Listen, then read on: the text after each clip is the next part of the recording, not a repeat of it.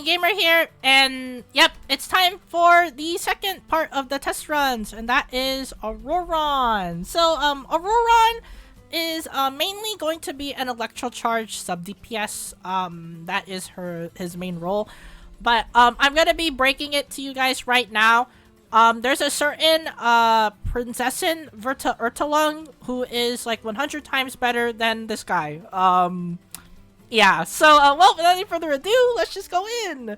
Even though, Fischl is, like, 100 times better than Ororon, in my opinion, I still think that Ororon still has his uses, especially in Electro Charge teams. So if you're gonna be running him on, like, specifically Electro Charge, then he is pretty good.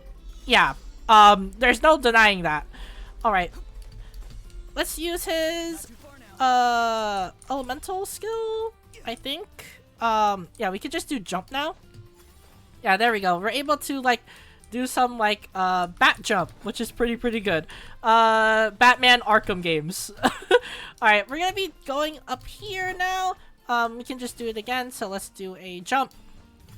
There we go. And then we're able to just go in. Yeah, but look at that. It looks pretty good. At least his, jump. His jump looks pretty good. Alright, let's do a jump here.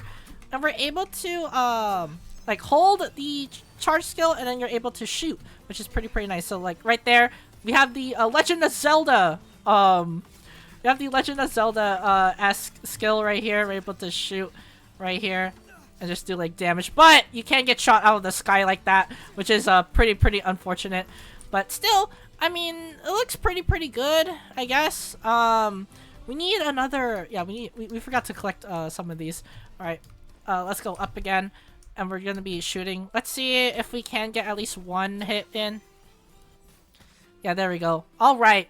Yeah, honestly, he looks pretty interesting. Definitely he is, probably, like, one of the best jumpers. You're able to just, like, do this.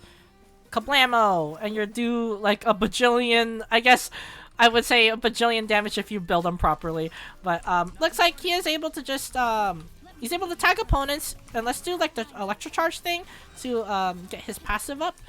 We're gonna be doing Sucrose to boost, do there, and now we can just do some normals. Let's do like a charge attack here. Oh, I guess we are gonna be missing because we do need to like position Ororon in like a correct way. All right, let's do Fischl. We're able to get into Sucrose that way. Let's go into Xingqiu, and we can go into Ororon elemental skill. But yeah, it looks like we can just like do like some normal attacks right there, and you're able to do like a really good damage. All right, let's do burst again. All right, Sucrose, and we can go into Xingqiu once he gets his elemental burst down. There we go. Let's tag this Hilly Churl. All right. Now we can just do like a bajillion damage, and yeah, it looks like he is pretty good overall in like Electro Charge teams, but I still need to test him more. But I still think our Prinzessin is still the better Electro sub DPS. But well, it might change once we get to test Ororon more. He is pretty new, so well, let's just see his kit and skills that Hoyo just gave him. So. Looks like crit damage is okay, energy recharge is okay, electro damage bonus is okay too. I would say that probably you want to run him with crit damage because his elemental burst is actually really good.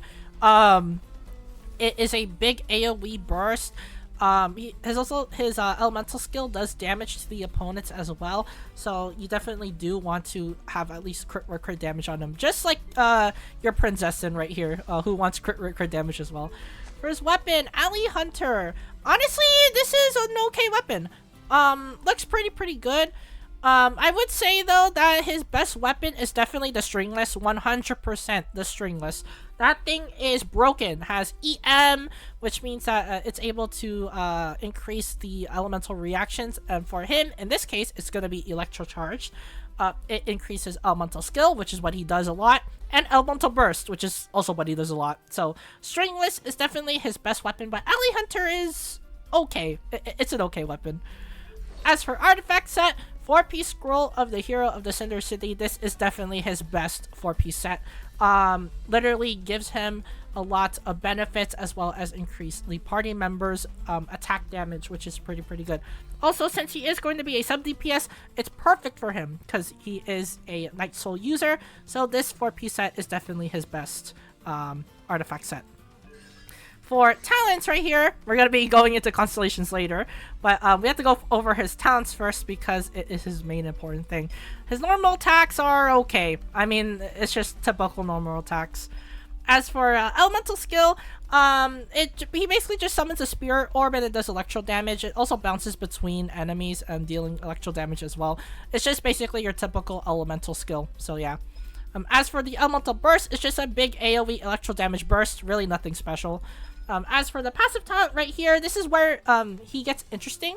So if you have Hydro or Electro attacks hit an opponent right there, you're able to get Night Soul points. The more Night Soul points you have, the more damage you're able to do right here. So yeah, Electro Charge damage reaction gets increased right there. Pretty good overall. So yeah, also you want to build him with attack too because his Electro damage is scaled off of his attack, which is well, really important for him. For his other passive talent, when a Spirit Orb hits, he will gain Aspect Sigil. Aspect Sigil just increases the normal charge and plunging attack of a character, or by 3 energy, so you're able to just get energy back. He also gets energy back too if he is off field, so it's pretty great overall if you want to spam bursts. This is a burst spammy team. Works pretty well, honestly, if you are just gonna be spamming a lot of bursts, but in general, he's mainly just going to be an electro charge support. That is what he is, and that is what he is able to do. So yeah. As for his other passive talents right here, this overall passive talent is pretty, well, it's just your Natlan passive talent. He's able to get Felicigen. He's able to just do like jumps. So yeah, it's pretty good. As for his other passive talent, he just increases your gliding speed. Pretty great overall since he is just going to be jumping a lot. So yeah. And let's see his constellations. Maybe his constellations will make him pretty good, but so far his talents are like mediocre at best. Well, let's see if this can improve him. So his constellation 1 trails amidst the forest fog. The elemental skill Night Sling's Spirit Orb can bounce 2 additional times. Additionally, after the Spirit Orb hits an opponent, it will apply the Night Tide effect onto them for 12 seconds. Opponents affected by Night Tide take 50% increased damage from Hypersense triggered by the passive talent Nightshade Synthesia or Synthesia. Yeah, I think that's how you say it. Unlock the aforementioned passive talent to trigger the effect. So, yeah, I think you need him C1 because he gets 2 additional bounces on Spirit Orb and he gets 50% damage increase when you do the passive talent Nightshade. Which is right here, where you're able to have Electro or Hydro damage. Well, if it hits an opponent, you're able to do 50% more damage on the constellation. So yeah, this is definitely a must constellation. You have to have this constellation. Yep, it's really good. Right, constellation number 2, King Bee of the Hidden Honeyed Wine. After using his Elemental Burst, Dark Voices Echo, Ororon will obtain the Spiritual Super Sense effect for 9 seconds. Gain 8% electro damage. Additionally, during this time, every additional opponent hit by the Elemental Burst, Dark Voices Echo, or Supersonic Oculus will grant Ororon a further 8% electro damage bonus. The maximum that can be gained this way is 32% electro damage bonus. This is really good, especially if you are going to be using Ororon on like crowds, aka just a bunch of enemies. But against like a single target enemy, so like those bosses, it's like not really as good, especially since his burst doesn't last that long. So at best you probably might get like maybe like a 25 or like 20, around 20% like electro damage boost if you're gonna be running him on like a boss floor on like shield defense or something, or like Spiral Abyss or like any sorts of like hard challenges. But electro damage bonus still pretty good overall, especially if you're going to be running him on multiple targets, because multiple targets can be affected by electro charge, so remember that. As for constellation number 3, Roosting Bat's Spirit Cage, it just increases his burst by 3 levels. Yep, that basic. As for constellation 4, as the Mysteries of the Night Wind, The supersonic Oculus summoned by the Elemental Burst Dark Voices Echo rotates 25% faster. Additionally, Ororon will restore 8 energy to himself after using Voices Echo. This is pretty good because he's able to get energy back, meaning that he's able to get bursts.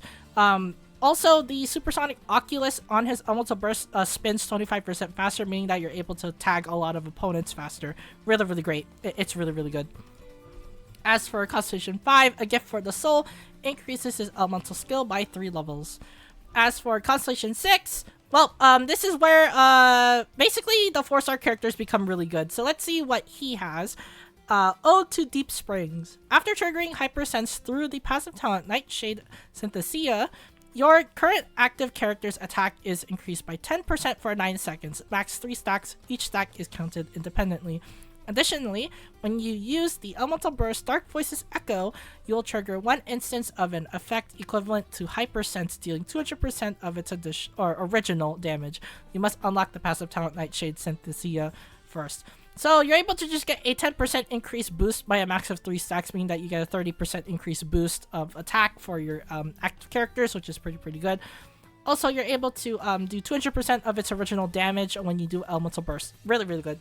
So, honestly, this is a really, really good constellation. Yeah, Ororon is definitely one of those characters who needs constellations to be good. Yeah, you have to. You must give him constellations. But if you don't have constellations on him, he is okay. But I definitely do recommend you to get him C1 because you get a 50% increased damage bonus, and your elemental skill gets or lasts longer, which is really, really good. You want that. You actually want that. So yeah, but Ororon, for the most part, he's pretty good on Electro Charge. On anything else, though, he is okay. He's like mediocre at best. He is good on Electro Charge, but on other teams, well, might as well stick with your Princessin. So yeah. But anyways, that is it for this Ororon test run. If you guys enjoyed the test run video, and if you want to see more videos on the channel, be sure to leave a like and subscribe. It really does mean a lot if you do that. Helps me be motivated in making more videos and pumping out content for you guys. So again, thank you guys so much for supporting the channel. If you do, without you guys, I wouldn't be here. So yeah. As for the comments down below, what do you think of Ororon? You think I'm too harsh on him? You think he's good? Or do you think my opinions are justified and you think he's like okay at best? Really, I want to know what you guys think down below, because Ororon, to me, he's like okay, but on Electro Charge teams, he's good. But like, why would you use him when you could use your Princessin, who is like 1,000,000 times better than Ororon? So yeah, if you guys don't agree with me, well, comment down below why. And if you do agree with me, well, comment down below why you think Ororon is bad. So yeah, let me know in the comments down below. I'll spark up an interesting conversation, that's for sure. Interesting discussion. So yeah, and as always, thank you guys for watching this Ororon test run video, and I'll see you guys in the next gotcha video.